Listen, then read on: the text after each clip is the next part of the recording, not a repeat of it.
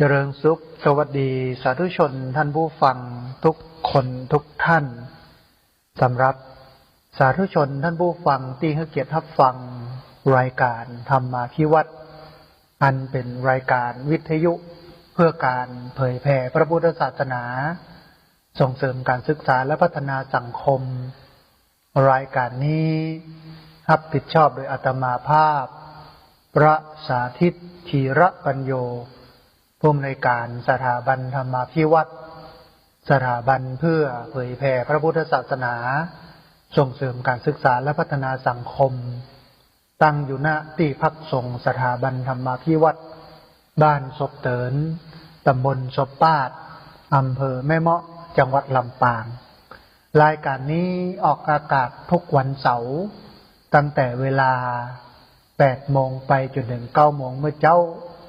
ผ่านทางสถานีวิทยุเพื่อการศึกษาวิทยาลัยสงฆ์นครลำปาง FM 106.50 เมกะเฮิรตซ์และออกอากาศผ่านทาง Facebook Live ซึ่งเป็นไลฟ์สดของสถานีวิทยุวัดไฟหินบันทึกเทปเอาไปออกอากาศผ่านทาง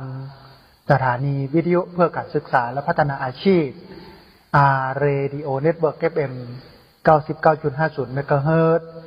ของวิทยาลัยเทคนิคกฟผ.แม่เมาะทุกวันศุกร์ตั้งแต่เวลา 8 โมงไม่เจ้าเป็นต้นไปและเอาไปออกผ่านทางเพจของสถาบันธรรมาภิวัตร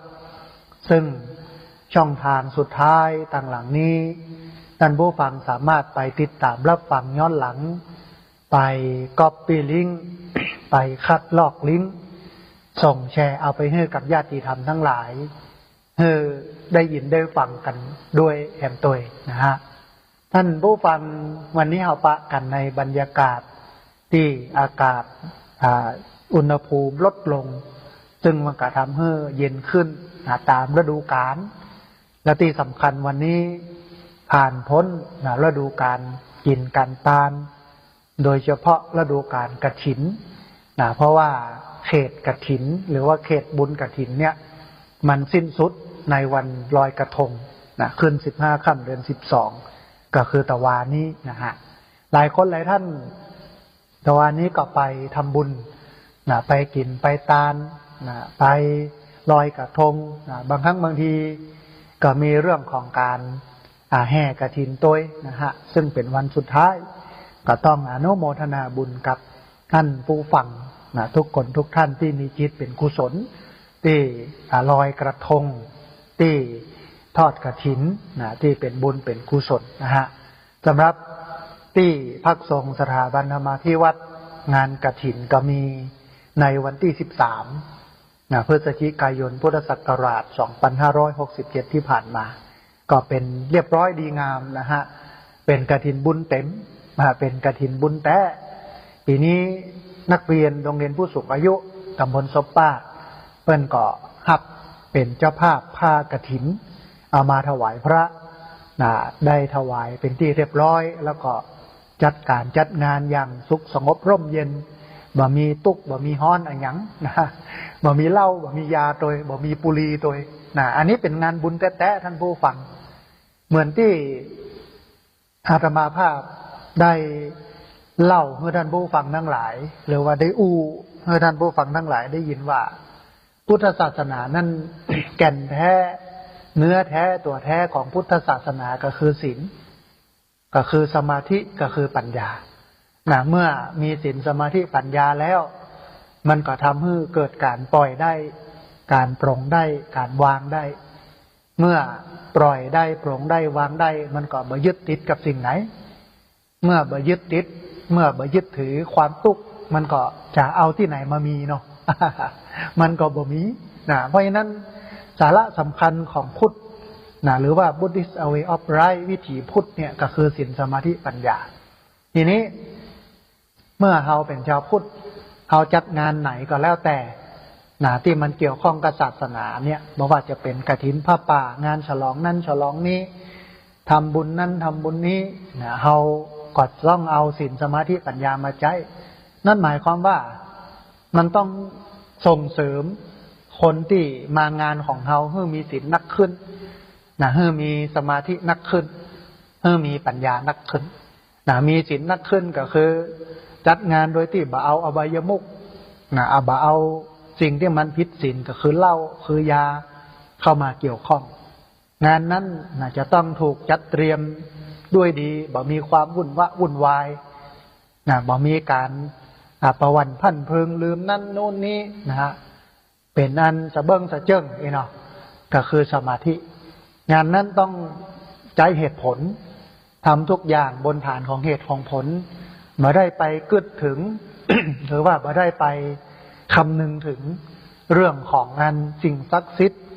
เรื่องของอิทธิฤทธิปาฏิหาริย์ดลบันดาลอะไรอย่างต่างๆซึ่งไม่มีจริงนะฮะอันนี้คือภาวะปัญญานำไปสู่การหันสิ่งทั้งหลายตามความเป็นจริงภาษาพระเปิ้นใจคำว่ายะถาภูตะญาณทัศนะการเห็นทุกอย่างตามความเป็นจริงเคยเห็นว่าสิ่งทั้งหลายทั้งปวงบนโลกนี้นั้นมันมีการเกิดขึ้นเป็นธรรมดามันมีการตั้งอยู่เป็นธรรมดามันมีการดับไปเป็นธรรมดาเมื่อเห็นอย่างนี้ก็นำไปสู่การปล่อยนำไปสู่การปลงนำไปสู่การวางนำไปสู่การบ่ยึดถือเมื่อบ่ยึดถือนั้นทุกข์ก็บ่มีเพราะว่าที่สุดแห่งทุกข์เนี่ยก็คือการยึดถือเหมือนที่พระพุทธเจ้าได้ตรัสไว้ว่าสังคิเตนะปัญจุปาทานขันธาทุกขาว่าโดยย่อแล้วการเข้าไปอุปทานยึดมั่นถือมั่นในขันธ์ห้าเนี่ยมันเป็นรากเหง้าของความทุกข์อันนี้ก็เป็นงานที่พักสงฆ์สถาบันธรรมาภิวัตรจัดมาทุกงานจะบ่มีเรื่องมหรสพบันเทิงดนตรีที่มันส่งเสริมคนให้มันผิดศีลผิดธรรมมันก็เป็นอันสะล้อซอซึงกองอย่างที่มันเป็นบะเก่าโบราณที่มันส่งเสริมศิลปะส่งเสริมวัฒนธรรมแล้วก็ในงานนั้นท่านผู้ฟังก็มีญาติโยมได้เอาหมู่แห่หมู่จังฟ้อนมาช่วยกันหลายคนเนาะมีตามงานท่านอาจารย์ทิพยาจิวกิติสกุลก็เอากลุ่มจังฟ้อนของกลุ่มเขลางนครลำปางในเวียงมาช่วยตัวมีกลุ่มของเยาวชนบ้านต้นบุญอำเภอศพปราบจังหวัดลำปางของท่านพระอาจารย์ชวลิตทิตะสัทโธมาตัวมี กลุ่มกองยาวของพ่อบ้านแม่บ้านวัดสันดอยน้อยอำเภอแม่ทะจังหวัดลำปางตำบลบ้านกิ่วเนาะก็มาแห่กันตัวเป็นดีม่วนดีงานท่านผู้ฟังแล้วก็มีท่านในอำเภอท่านสสท่านนายกองค์การบริหารส่วนตำบลนายกสมาคมพัฒนาแม่เมาะมีท่านพัฒนาการอำเภอแล้วก็มีตำรวจส่วนหนึ่งมีครูบาอาจารย์นักเรียนมีนักเรียนโรงเรียนผู้สูงอายุแล้วก็แขกผู้มีเกียรติที่ติดตามรับฟังทางวิทยุก็มาร่วมกันกินกันตามซึ่งมันเป็นบุญแต่มันเป็นบุญเต็มที่บ่ต้องเอาอย่างมาแลกให้ได้สตังมาที่จริงสตังมันดีท่านผู้ฟังได้มาก็เอามาแปลงมาสร้างแต่ว่าวิธีการหาเนี่ยถ้าหามาด้วยเรื่องของการ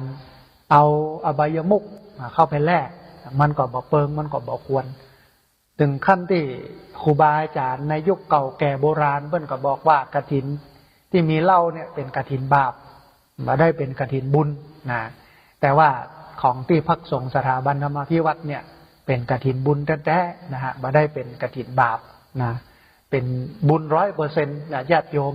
มีการจัดการขยะด้วยนะท่านผู้ฟัง มีการอันสร้างที่เก็บขยะไว้เวลาญาติโยมเอาขยะมาทิ้งเนี่ยต้องแยกอันนี้แก้วกาอันนี้ขวดกาอันนี้พลาสติกกาอันนี้เป็นจ้อนถ้วยกระดาษกาเสร็จแล้วก็มีการเอาถังมาตั้งไว้เพื่อเทเศษอาหารใส่ในถังท่านก่อนเสร็จแล้วก็เอาไปเทเอาไปขว้างในถังขยะถ้าหากว่าเอาบะเท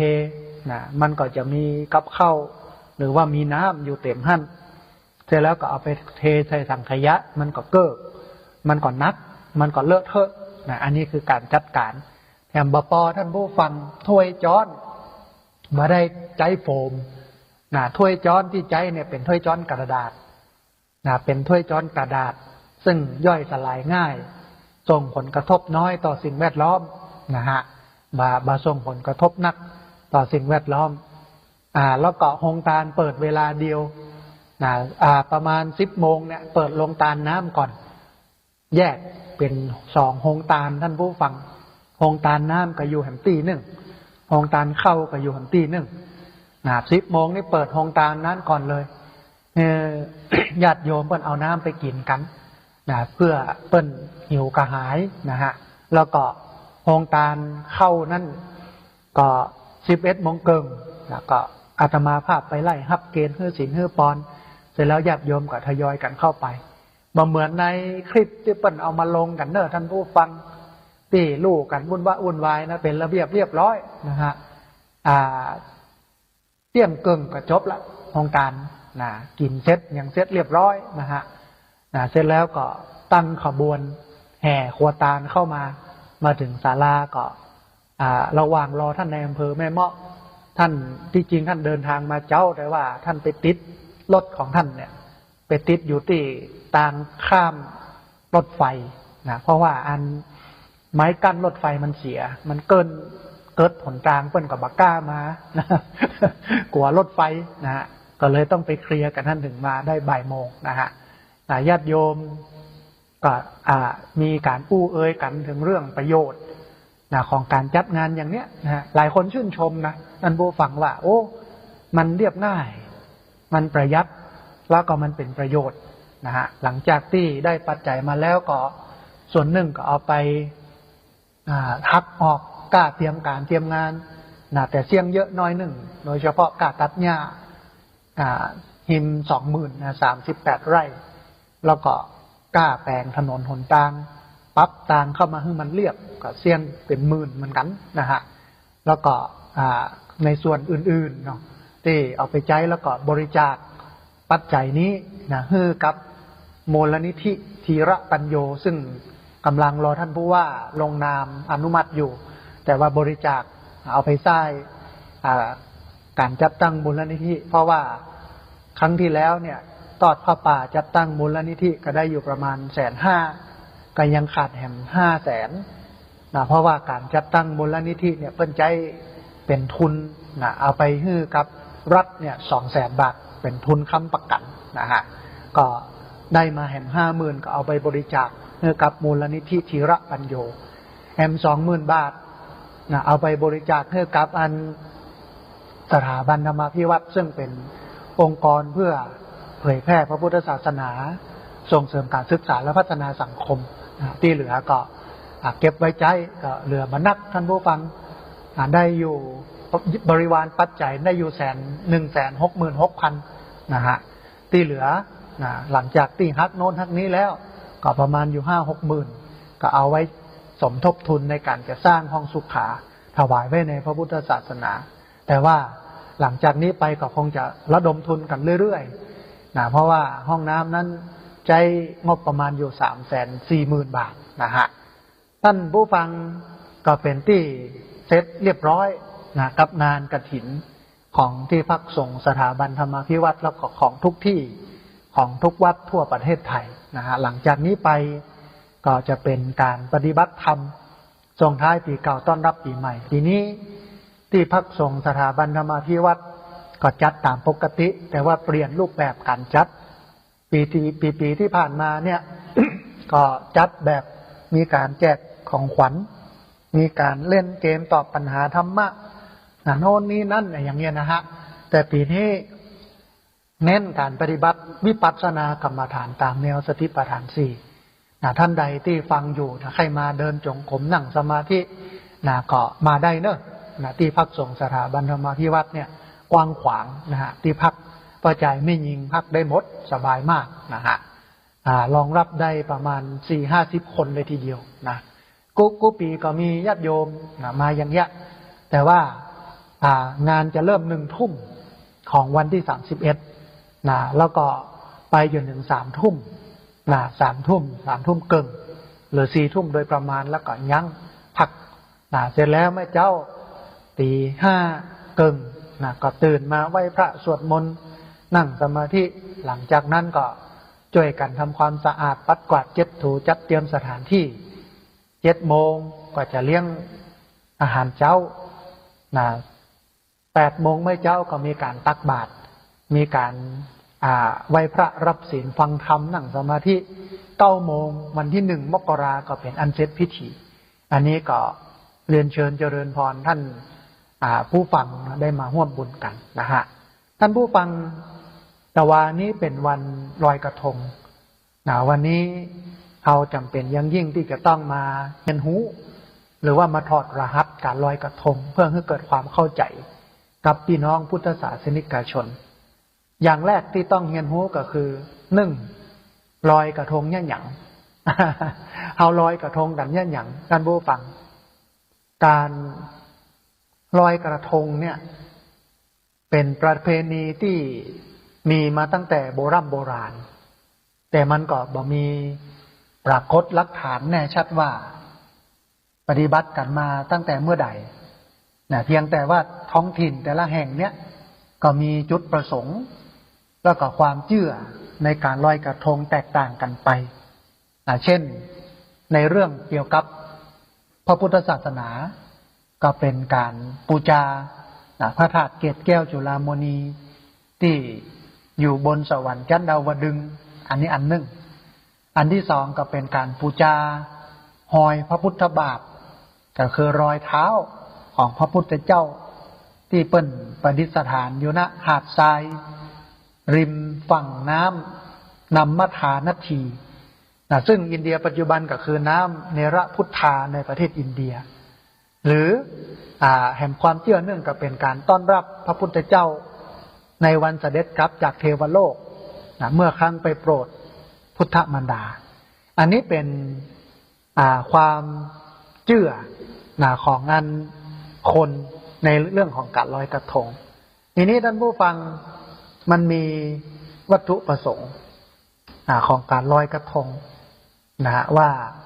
มันมีวัตถุประสงค์อย่างใดนอกจากนี้เนี่ยท่านผู้ฟังการลอยกระทงเนี่ยก็ยังมีวัตถุประสงค์เพื่อบูชาพระอุปคุตเถระที่บำเพ็ญบริกรรมคาถาในท้องทะเลลึกหรือว่าสะดือทะเลบางแห่งก็ลอยเพื่อบูชาเทพเจ้าตามความเชื่อของตัวเก่าบางแห่งก็เพื่อแสดงความขอบคุณพระแม่คงคาซึ่งเป็นแหล่งน้ำให้มนุษย์เนี่ยได้ใช้ประโยชน์ต่างๆรวมทั้งขอขมาที่ได้ทิ้งที่ได้ขว้างสิ่งปฏิกูลลงไปในน้ำส่วนบางท้องที่ก็จะทำเพื่อระลึกนึกถึงบรรพบุรุษที่ล่วงลับหรือเพื่อสะเดาะเคราะห์สะเดาะนามให้ความโจกให้ความบดีเนี่ยมันตกไปกับไฟมันไหลไปกับน้ำลอยตุกลอยโศกลอยโรคภัยต่างๆแล้วก็ส่วนใหญ่ก็จะอธิษฐานขอสิ่งที่ตัวเก่าปรารถนาไปตัวท่านผู้ฟังมันมีนักปราชญ์โบราณก็คือพระยาอนุมานราชทนเพิ่นได้สันนิษฐานว่าต้นเหตุแห่งการลอยกระทงเนี่ยอาจมีมูลฐานเป็นไปได้ว่าการลอยกระทงนั้นเป็นความเชื่อของชนชาติที่ประกอบการยะนาการทำไร่ทำนาหรือว่ากสิกรรมซึ่งต้องอาศัยน้ำเป็นสำคัญเพราะว่าปลูกพืชปลูกพักเนี่ยต้องใช้น้ำเมื่อพืชพันธุ์ธัญญาหารงอกงามดีแล้วก็เป็นเวลาที่น้ำเจิ่งนองพอดีก็ทำกระทงลอยไปตามกระแสน้ำที่มันไหลเพื่อขอบคุณพระแม่คงคาหรือว่าเทพเจ้าที่ประทานน้ำมาให้เกิดความอุดมสมบูรณ์เกิดการงอกเงยของพันธุ์พืชต่างๆให้ได้เก็บเกี่ยวเหตุนี้ท่านผู้ฟังจึงได้ลอยกระทงในฤดูกาลน้ำมากในฤดูกาลน้ำหลากแล้วก็เมื่อเสร็จแล้วจึงเล่นลื่นเริงด้วยความยินดีเท่ากับเป็นการสมโภชการงานที่ได้กระทำว่ามันได้ล่วงลุ มันได้รอดมาจนเห็นผลแล้ว มันใหญ่แล้วเข้ากล้าได้เก็บได้เกี่ยวแล้วเนี่ยอนุมานพญาอนุมานราชทนเนี่ยเปิ้นกล่าวว่าการที่ชาวบ้านบอกว่าการลอยกระทงเป็นการขอขมาลาโทษแล้วก็ขอบคุณต่อพระแม่คงคามันก็คงมีเขาในทำนองเดียวกันกับการที่ชาติต่างๆแต่ดึกดำบรรพ์ได้แสดงความยินดีที่พืชผลได้เก็บเกี่ยวแล้วก็ได้นำเอาผลผลิตแรกที่ได้เนี่ยจากการเก็บเกี่ยวจากการเพาะปลูกเนี่ยไปบูชาเทพเจ้าที่ตัวเก่านับถือเพื่อขอบคุณที่บันดาลให้การเพาะปลูกของตัวเก่าเนี่ยได้ผลดีรวมทั้งเลี้ยงดูผีที่อดอยาก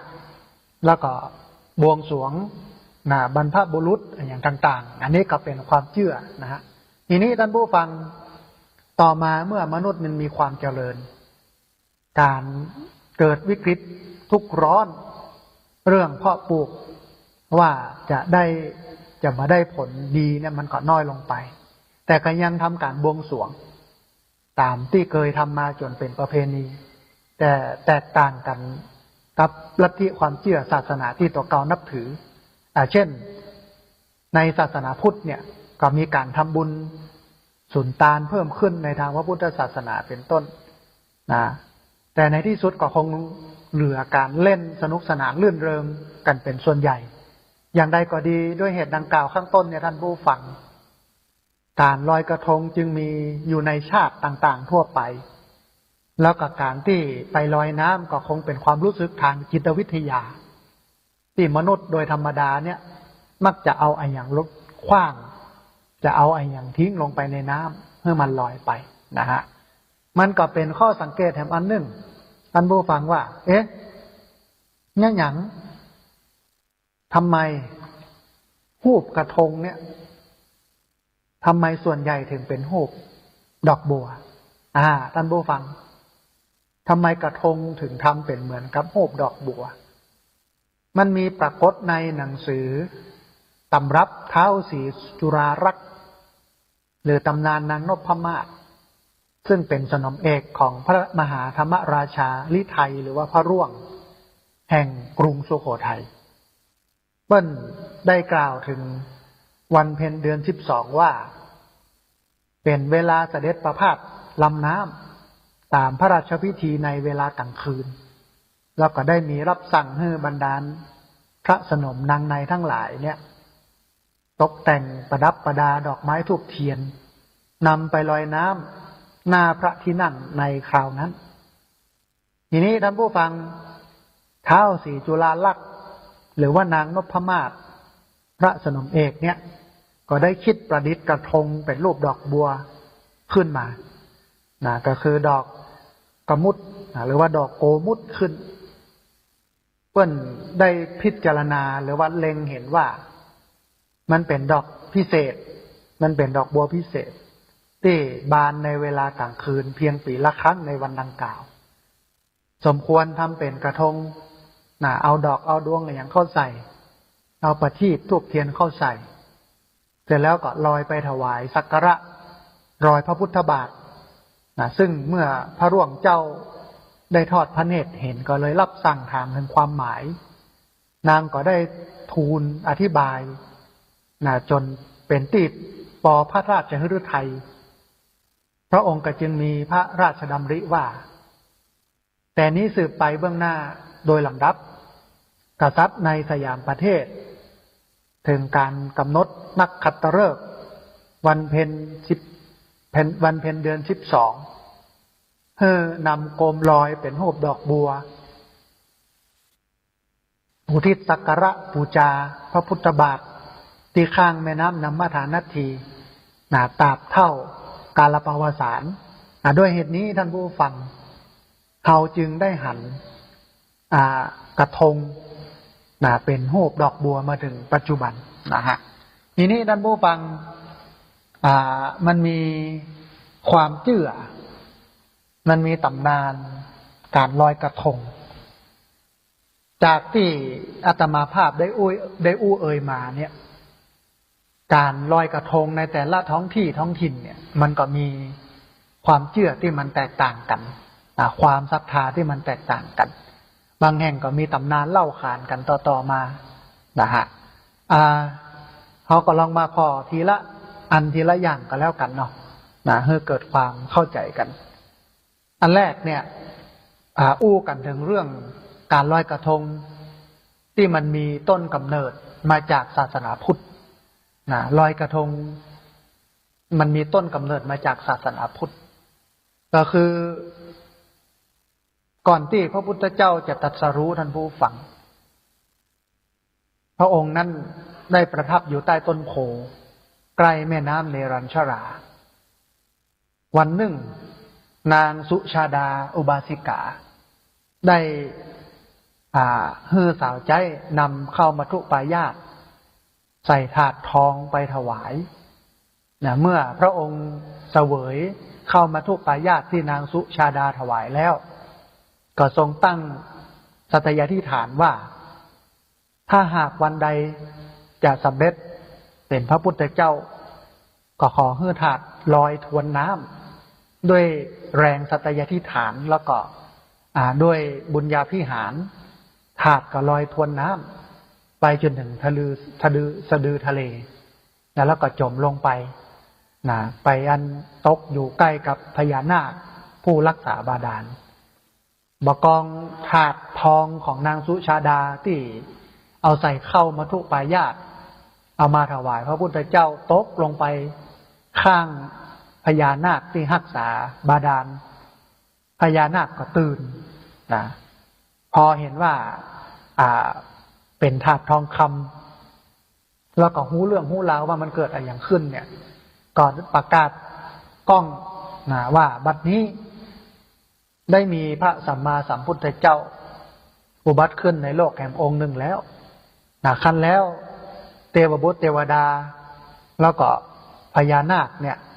ก็ปากันไปเข้าเฝ้าพระพุทธเจ้าแล้วก็พญานาคก็ได้ขอให้พระพุทธเจ้าเนี่ยประทับรอยพระบาทไว้บนฝั่งแม่น้ำเนรัญชราเพื่อพวกเขาเนี่ยจะได้ขึ้นมาถวายสักการะได้แต่พระองค์ก็ทรงทำตามส่วนสาวใจของนางสุชาดาก็นำเอาเรื่องราวความอัศจรรย์เนี่ย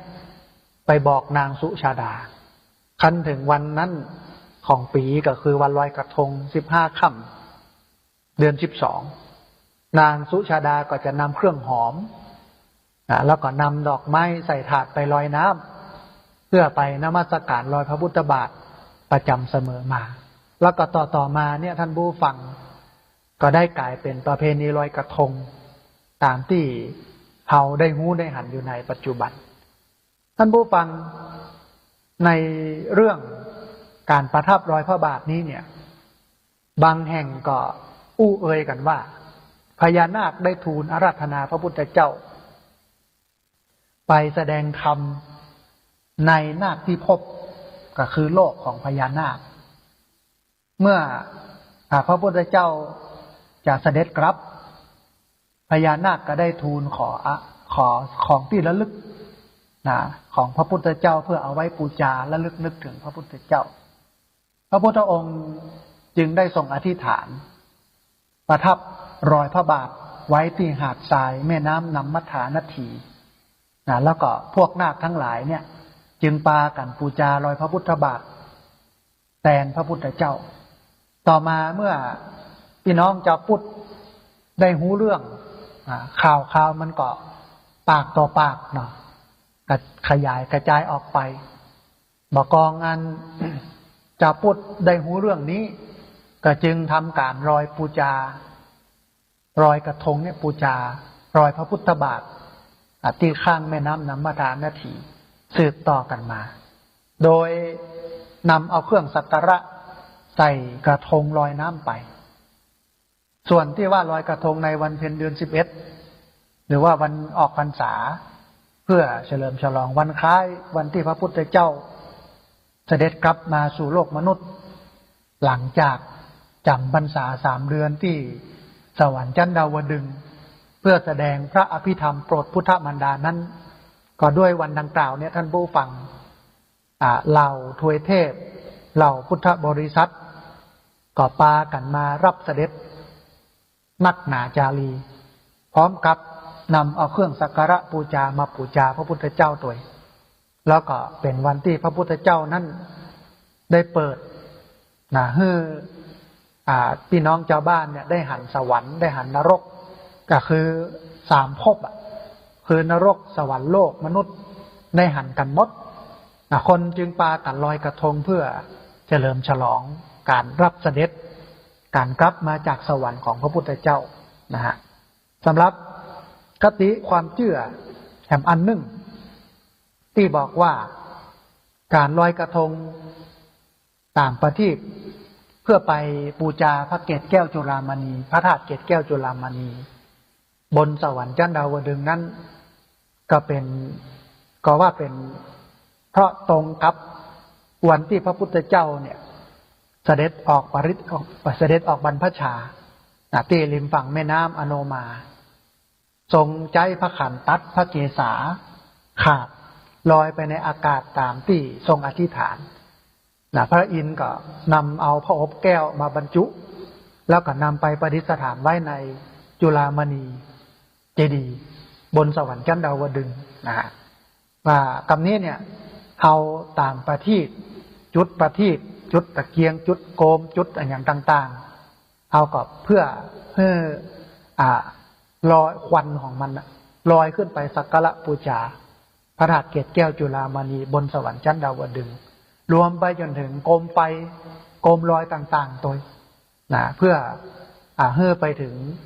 พระธาตุเกศแก้วจุฬามณีนะฮะแฮมสำรับความเชื่อหนึ่งท่านผู้ฟังอันนี้ก็เป็นของโบราณอาจารย์ที่เพิ่นได้เล่าได้บอกกันไว้ว่าพิธีลอยกระทงเนี่ยอย่างที่2เนี่ยนะมันบ่ได้ลึกลับซับซ้อนอะไรอย่างนะแต่ว่ามันเป็นสิ่งที่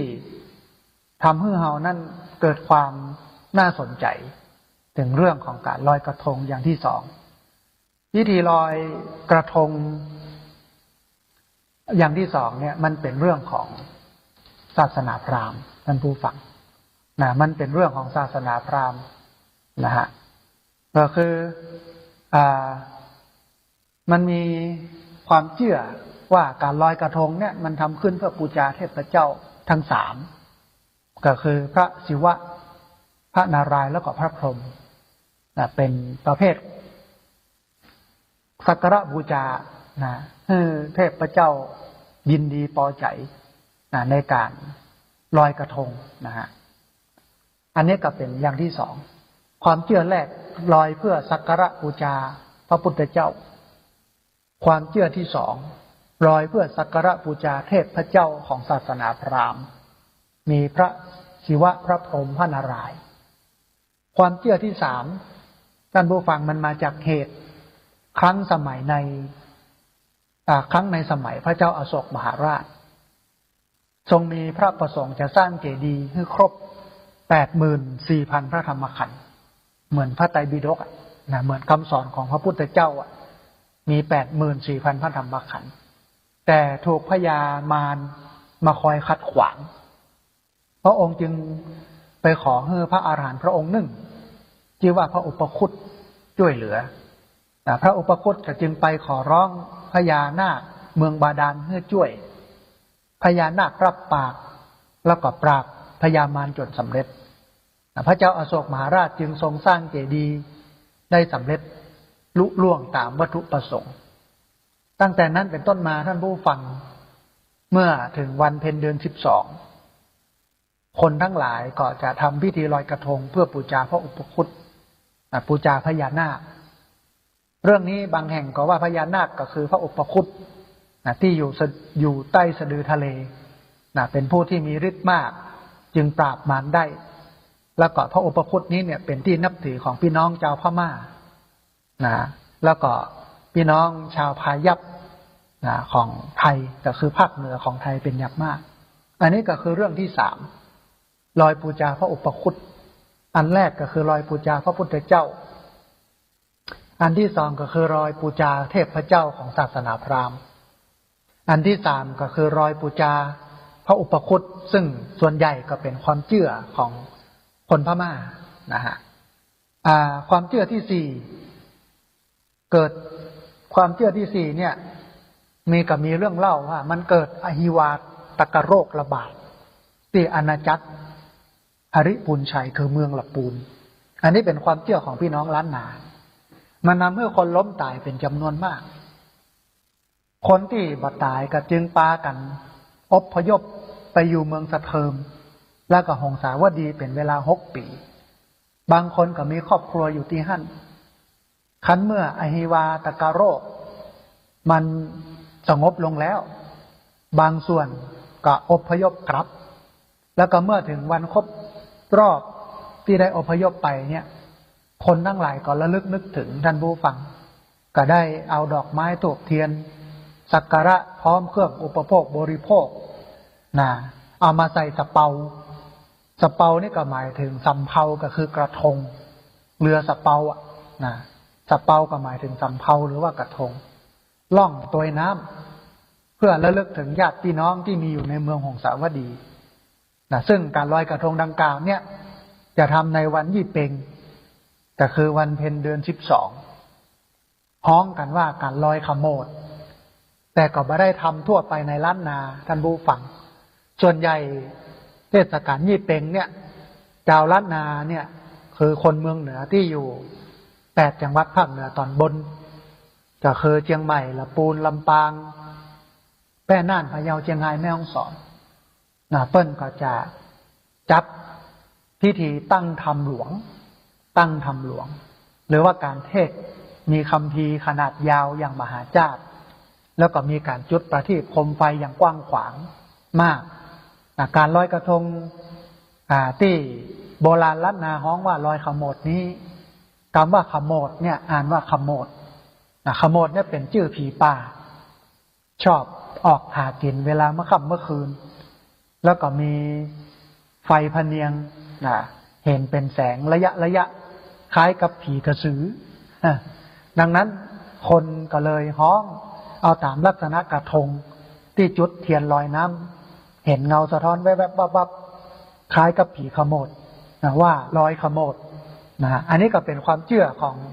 พี่น้องล้านนาที่อยู่ใน8 จังหวัดภาคเหนือตอนบนโดยเฉพาะที่เมืองอริปูนชัยก็คือเมืองละปูนเรื่องที่5ท่านผู้ฟังเรื่องที่5อันนี้เนี่ยเป็นเรื่องของคนจีนเป็นความเชื่อของอันหมู่จีน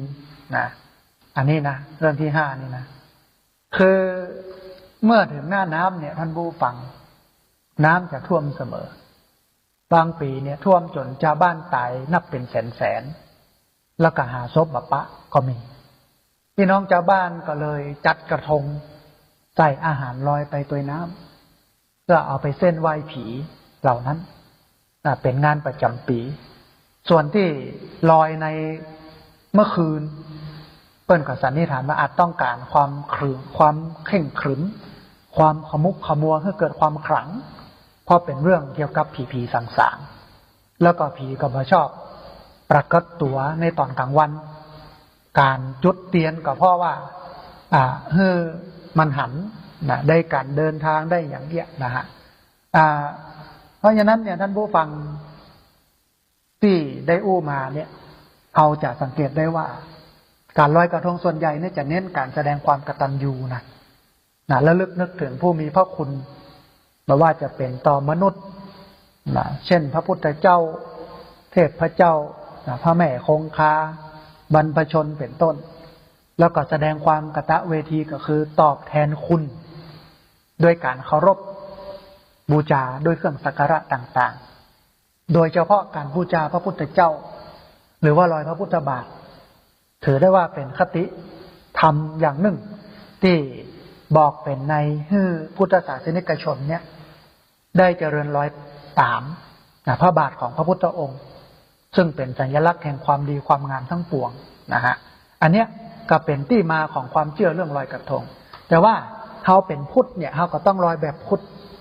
นึ่งจัดงานลอยกระทงมันก็ต้องบ่มีเหล้าเพราะพุทธจัดอันนี้อันหนึ่งถ้าเหล้าเข้ามาเกี่ยวมันก็ยุ่งทำให้งานนั้นมันเพ้อแถมบ่พอก็จะเกิดการทะเลาะวิวาทบุบโหตีตากัน เกิดรถแฉลบรถจนอุบัติเหตุในการเดินทางเพราะเมาเหล้าบ่มีสตินะฮะงานวัดงานวาถ้าจัดในวัดมันก็จำเป็นจะต้อง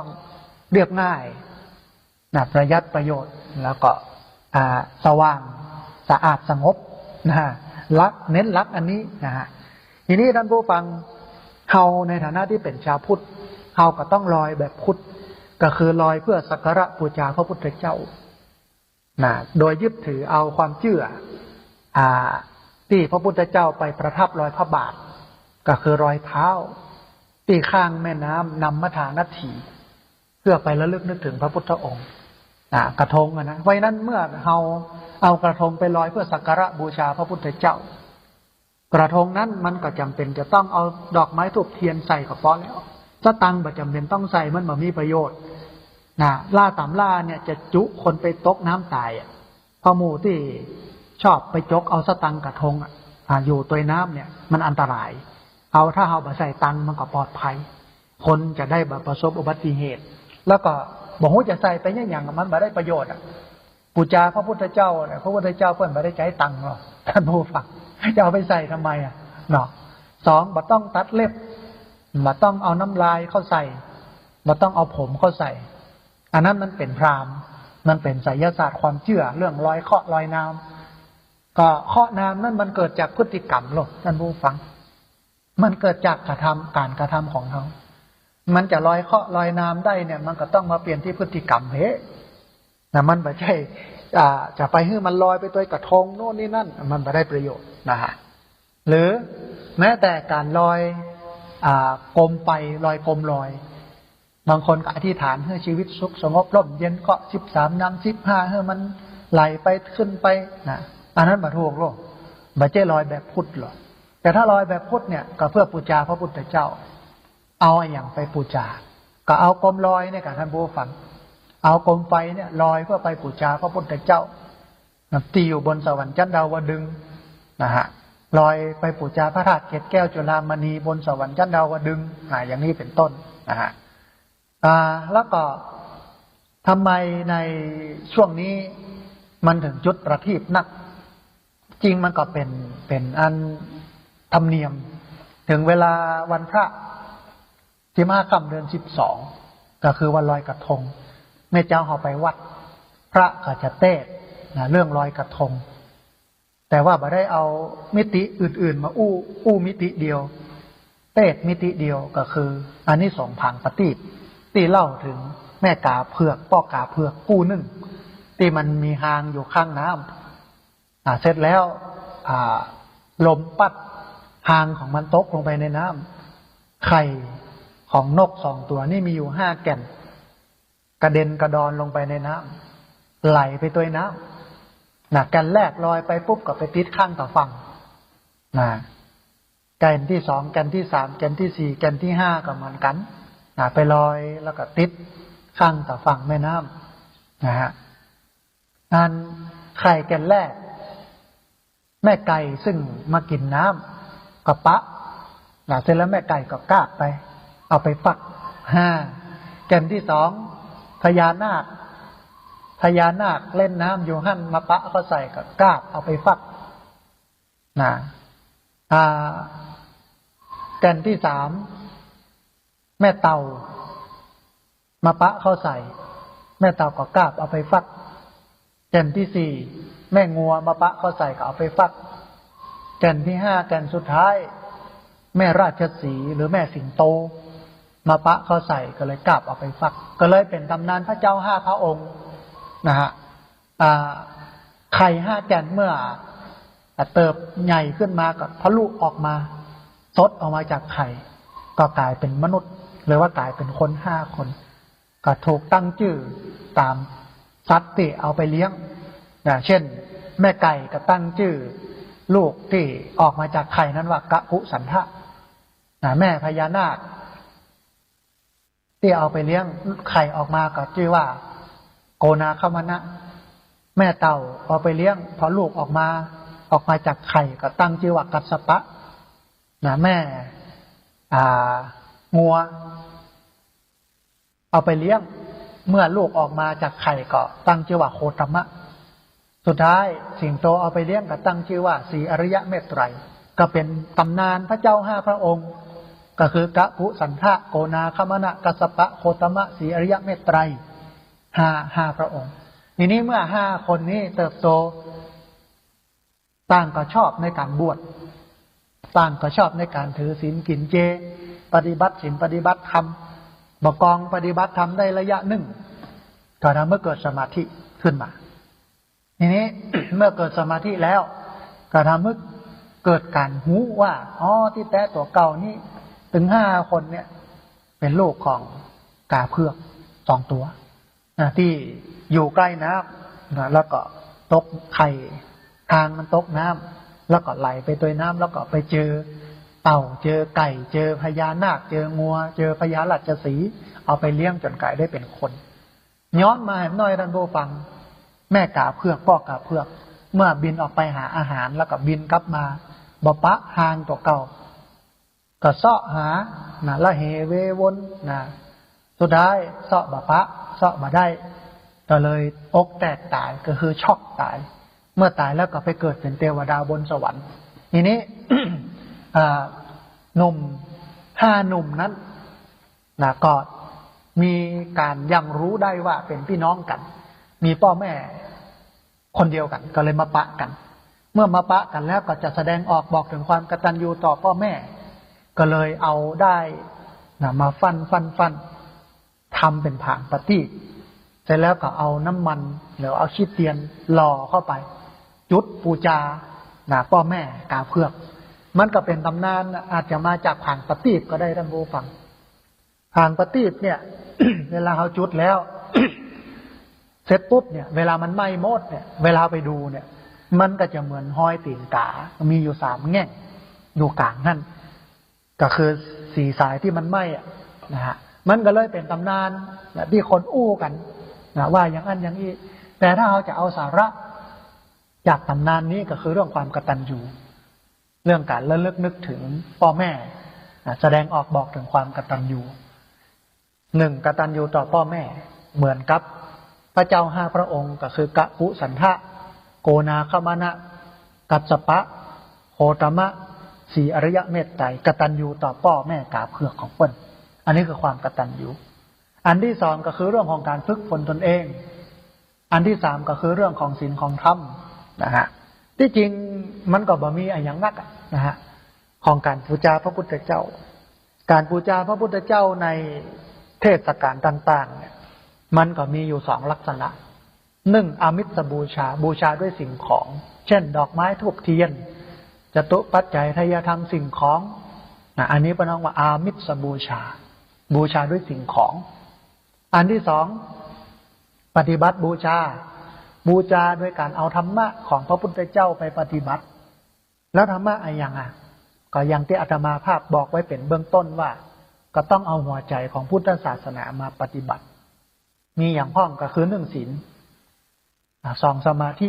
3ปัญญาแต่ว่าวันนี้โลกนี้มันไปไกลจากศีลสมาธิปัญญาก็คือเอาเรื่องศาสนาเนี่ยมาอ้างกินเหล้าจัดงานในวัดจัดงานข้างวัดจัดงานวัดเพื่อระดมทุนไปสร้างวัดแปลงวัดกระจายเรื่องเหล้ามีลานเบียร์ด้วยนะเดี๋ยวนี้นะท่านผู้ฟังไปไกลนะลานเบียร์นะฮะซึ่งผิดกฎหมายนะลานเบียร์เนี่ยมีลานเบียร์ตัวกินเหล้าเมายาแห่แหนแต่นแต้กันเมาเหล้าเพลินตีกันอันดับแรกที่มันเกิดขึ้นจากการกินเหล้าเมาแล้วก็มีเต้นระบงยี่ก็คือเรื่องของการพิดลูกพิดเมียเพราะว่ามันเมาแล้วก็มามีสติก็มีนักร้องมาเต้นนุ่งสั้นขาสั้นเต้นขออภัยท่านผู้ฟังเดาๆเด้งๆเนี่ยเมาก็ไปพิดลูกพิดเมียท้ายที่สุดก็มาทะเลาะเบาะแวงเลิกลากันใต้แถมอันที่2อาจจะเกิดการทะเลาะวิวาทเพราะมันเมาหันทุกงานนะฮะที่เปิ้นออกคลิปกันกินเหล้าแล้วก็เต้นรำกับตีกันเนี่ยก็มีทุกงานนะฮะอันเนี้ยแล้วถามว่ามันตรงข้ามกับพุทธศาสนามันตรงข้ามกับการที่ คือพุทธศาสนิกชนนั้นมีศีลมีสมาธิมีปัญญาแต่ว่าพุทธศาสนิกชนหลังๆเนี่ยมาสนใจเรื่องศีลสมาธิปัญญาไปเอาเรื่องของวัตถุนิยมนะเรื่องของทุนนิยมนะมาใจเอาเงินเป็นลับนะฮะจะสูญเสียทินสูญเสียธรรมจังมันเตอะแต่ของก็ได้เงินเนี่ยเอามาบำรุงวัดซึ่งอาตมาภาพมองว่ามันเป็นเงินบาปมันเป็นเงินที่มันบ่ถูกต้องถึงแม้จะเอามาสร้างมาแปลงอะไรอย่างได้แต่ว่าบุญที่เอาเนี่ยเอาทำมันบ่ใจมันบ่มีนะฮะมันบ่ถูกต้องอันนี้ก็เป็นเรื่องหนึ่งที่เราจะต้องใส่ใจท่านผู้ฟังจัดงานแต่ละครั้งนะถ้าวัดจัดหรือว่าจัดงานของวัดเนี่ยมันเกี่ยวข้องกับวัดกวาเนี่ยเพื่อหารายได้เข้าวัดเนี่ยมันต้องเน้นเรื่องของการให้คนมีศีลให้คนมีสมาธิให้คนมีปัญญาจัดแบบเรียบง่ายจัดแบบประหยัดจัดแบบประโยชน์มีการเทศมีการฟังธรรมนะมีการทำเมื่อคนเข้าใจธรรมะนักขึ้นลึกซึ้งขึ้นส่งเสริมเมื่อคนเอาธรรมะไปประพฤติปฏิบัติใช้ในชีวิตประจำวันอย่างนี้ต่างหากมันถึงจะถูกต้องดีงามท่านผู้ฟังเอาละท่านผู้ฟังเหลือบแลดูเวลานะเวลาเหลือเห็นนิดเดียวประมาณสัก 2-3 นาทีนะในรายการธรรมาภิวัตน์วันนี้นะฮะก็อู้เอิญเชิญชวนท่านผู้ฟังนะในช่วงท้ายปีวันที่31ธันวาจนถึงวันที่1มกราที่พักสงฆ์สถาบันธรรมาภิวัตน์ร่วมกันกับสถาบันธรรมาภิวัตน์ก็ได้จัดกิจกรรมปฏิบัติธรรมส่งท้ายปีเพื่อเป็นสิริมงคลแก่ชีวิตก็เริ่มต้นประมาณ1 ทุ่มนะไหว้พระรับศีลฟังธรรมสวดมนต์กันไปนะอวยพรอวยชัยกันไปมีของรางวัลแจกเล็กๆน้อยๆนะปีนี้เน้นเป็นวิทยุทรานซิสเตอร์ญาติโยมได้เอาไปฟังธรรมะของรายการธรรมะต่างๆตัวที่บ้านนะก็ประมาณ3 ทุ่มหรือ4 ทุ่มโดยประมาณก็เป็นอันเซ็ตญาติโยมก็ปิดบ้านปิดจองนะคนที่บักรับจะนอนก็นอนได้เลยนะเพราะว่าที่พักสงฆ์สถาบันธรรมาภิวัตน์เนี่ยมีที่พักที่นอนที่อาศัยเยอะแยะนะฮะหลังจากนั้น เวลา5:05ก็ตื่น5:30เกินถึง6 โมงเนี่ยแม่เจ้าเนี่ยก็ทำวัดสวดมนต์นั่งสมาธิปฏิบัติธรรม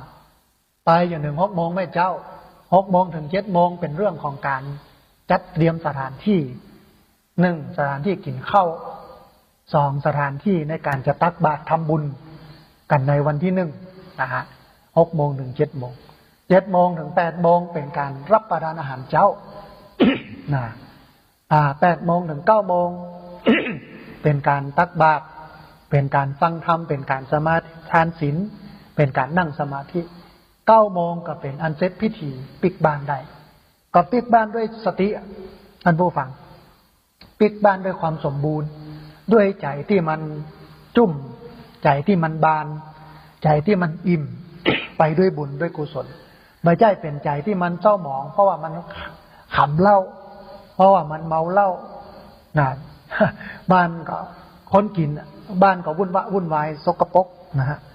เฮียเบอร์แต่ถ้าคนไหนมีศีลมีธรรมนะถ้าบอกมีตี้มีตางก็มาที่วัดมาปฏิบัติธรรมมาเดินจงกรมมานั่งสมาธิอันนี้คือวิถีพุทธที่จริงก็ต้องเรียกร้องนะฮะคนทั้งหลายวัดทั้งหลายได้ปฏิบัติกันแบบนี้โดยเฉพาะผู้นำชุมชนเนาะก็ต้องบอกโดยตรงว่า วัดบางวัดเนี่ยเจ้าว่าหรือพระมาได้คุมแต่ว่าเป็นคฤหัสถ์มาคุมวัดพระจะเอาตามพระก็มาได้คฤหัสถ์จะเอาตามคฤหัสถ์จะมีดนตรีกินเล่น